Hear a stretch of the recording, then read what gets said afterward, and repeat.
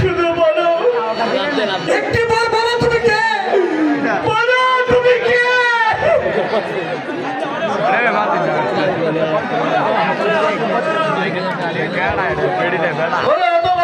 তোদের কাছে পরিচয় দিয়ে আর কি হবে?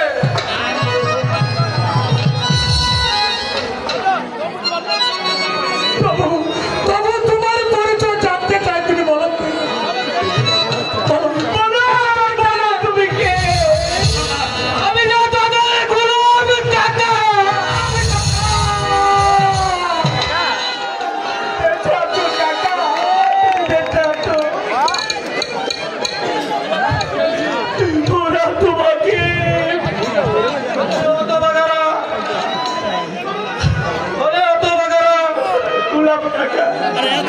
তোদের বাঁচিয়ে রাখার জন্য আমি ভবিষ্যতের বেঁচে আছি।